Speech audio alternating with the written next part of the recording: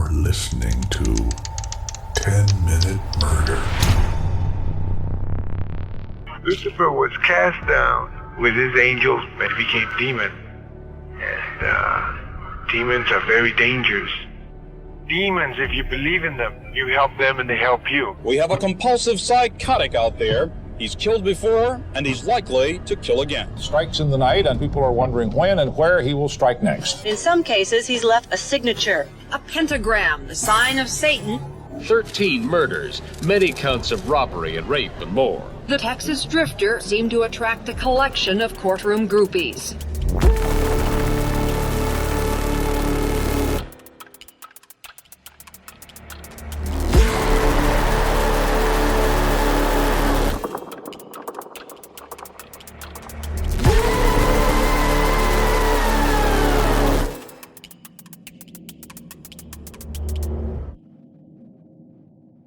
It's 1985, and if you're living anywhere in Southern California, you're probably not sleeping at all. Someone is out there breaking into homes, and the thing that makes this absolutely terrifying is that there's no pattern. Zero. The victims are all over the place. Old people, young people, men, women, children. Some are shot, some are beaten with a hammer so hard that the handle cracks, some are stabbed, and some are strangled. The locations are everywhere. Los Angeles, San Gabriel Valley, later up in the San Francisco Bay Area. People are buying guns who've never owned guns before. They're installing window bars, upgrading locks, and leaving lights on all night. The fear is everywhere because the message is clear. Anyone could be next. Local investigators use names like the walk-in killer and the Valley intruder because he's somehow getting into these houses without forcing entry. Then the LA Herald-Examiner starts calling him the Night Stalker, and that name sticks. It captures exactly what's happening. This person moves in darkness, and he's hunting. His name is Richard Ramirez, born February 29th, 1960, in El Paso, Texas. The childhood is, predictably, an absolute disaster. His father is physically abusive. The home is violent and unstable. Here's where it gets worse. Richard has this older cousin named Miguel, who is a Vietnam veteran dealing with schizophrenia and PTSD. Miguel becomes this grotesque mentor figure. He's bragging to young Richard about war crimes he committed in Vietnam. He's showing this kid photographs of Vietnamese women he raped and murdered, actual photographs that he took. Then Miguel is teaching Richard military-style killing techniques, how to move quietly, how to slash a throat. This is essentially training, a curriculum for violence. When Richard is 13 years old, he witnesses Miguel shoot and kill his own wife, Jessie, during an argument. And here's the thing that maybe messes with his sense of consequences. Miguel gets found not guilty by reason of insanity and is released 4 years later. So in Richard's developing brain, extreme violence might be something you can get away with. Add to this some significant head injuries Richard suffered as a kid, including a fall from a swing that caused seizures. Then factor in heavy drug use starting in his teens, LSD and other substances.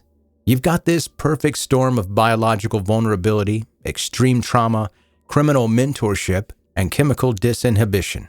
By the time Richard moves to California in 1982, at age 22, he's deeply into Satanism and the occult. This becomes his framework for justifying what he's about to do.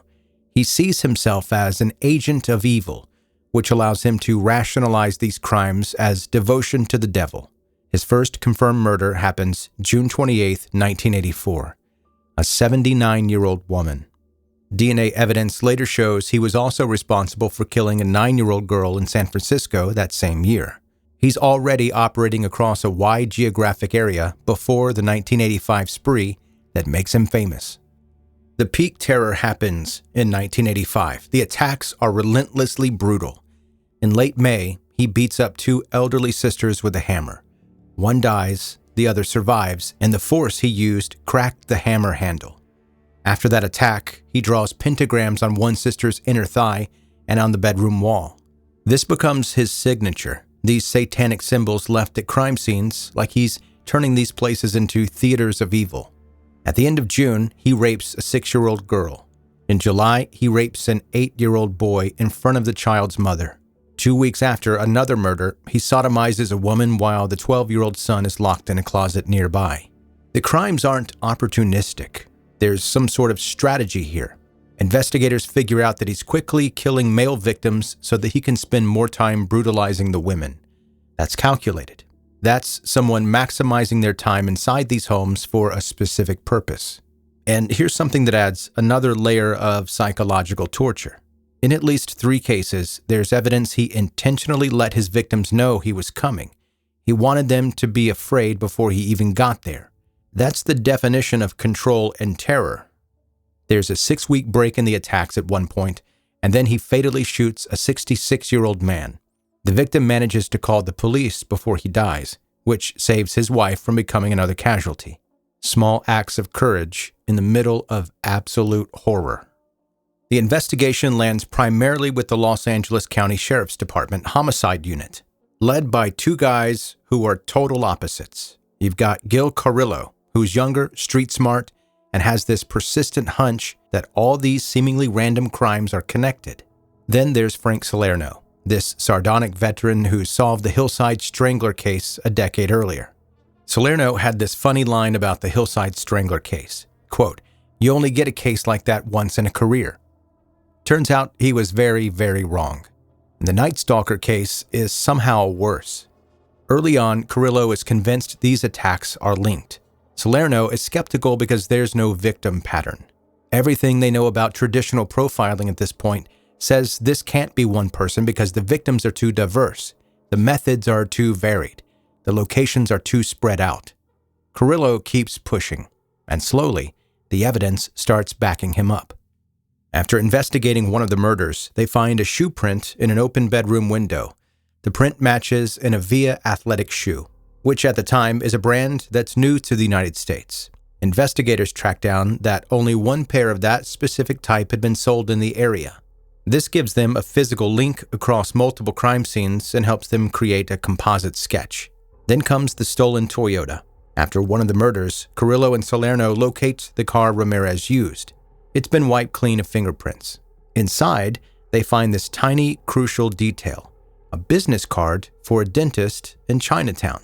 This tells them he's probably living somewhere in that dense urban area, which is nowhere near the suburban San Gabriel Valley where most of the attacks are happening. The breakthrough that finally identifies him is technology. Law enforcement gets a fingerprint match using a newly available computerized system called AFIS, the Automated Fingerprint Identification System. The fingerprint from a crime scene gets matched to Richard Ramirez, and suddenly they have a name. A San Francisco police inspector confirms the identity during a separate interrogation, and now the hunt has a target. Once they get his identity, his photo gets released to every media outlet in Southern California. On August 31st, 1985, Ramirez is in East Los Angeles trying to steal a car when someone recognizes him. He takes off running. Suddenly, there's this growing mob of citizens chasing him through the streets. He runs into traffic, tries to carjack another vehicle. Now he's surrounded by furious people who've spent the entire summer terrified. These residents have had enough. They catch him and just start beating the hell out of him. The crowd is so out for blood that when police finally arrive, they actually have to save Ramirez's life from the vigilante mob. The trial starts in 1989, and Richard Ramirez turns the whole thing into a spectacle. He shows zero remorse. He's jeering at victims who are testifying. During sentencing, he flashes a pentagram he's drawn on his palm and declares, "Hail Satan." The prosecution convicts him of 67 felonies, including 13 counts of murder. He gets 19 death sentences. That's how extensive and cruel his crimes were. There are these peripheral moments that add context. A former El Paso Times reporter who interviewed Ramirez's family right after his arrest testifies at trial. The reporter says Ramirez's father blamed his son's problems primarily on drugs. The defense tries to argue lack of physical evidence, offers alibis that Ramirez was in Texas during some of the crimes, and none of it works. The evidence is overwhelming. Richard Ramirez dies on June 7th, 2013 at the age of 53 on death row. Natural causes.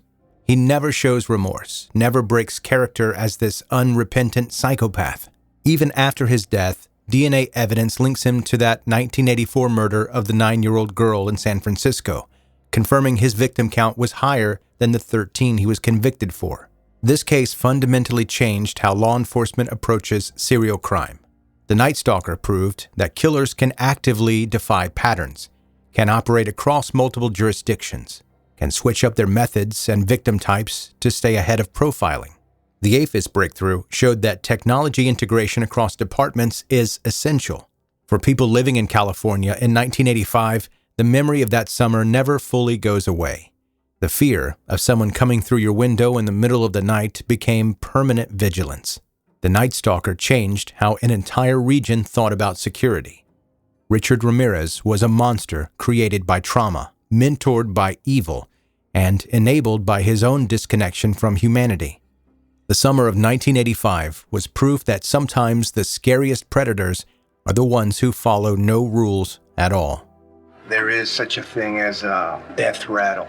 It's last breathing out. It's one last breath out. It is sort of like the spirit leaving the body at the same moment this breath is given. Thanks for listening to 10-Minute Murder, bingeable true crime stories. My name is Joe, I'm the host, and this email is subject Office Crime Fan Club. Hey Joe, you've accidentally created a true crime cult in my office. It started with one person listening at lunch, and now half of accounting is swapping theories about old cases while they're pretending to work. Has anyone ever told you their whole workplace listens? Because I think HR is about to step in and make a policy about it. Nina in Portland. Nina, don't get yourself fired. We don't need that happening. But yeah, I get pretty often that people listen at work. I've heard that that's one of the main ways that people are sharing these podcasts with their friends is their work friends. They say, hey, have you checked out this podcast, 10-Minute Murder? So that's a pretty common way to share the podcast is with people you work with, but never whole departments and never HR making a policy about it. That would be a first. I would wear that with a badge of honor, honestly. Hey, if you're a new listener to the podcast, make sure, first of all, you subscribe. And second, go to 10minutemurder.com. There you can send me an email. You can read the murder blog. You can sign up for the 10-Minute Murder newsletter. Goes out every Monday. Fingers crossed. And again, you can do all that at 10minutemurder.com. And that's going to do it. That is your episode for today. Thanks again for listening. We'll see you next time.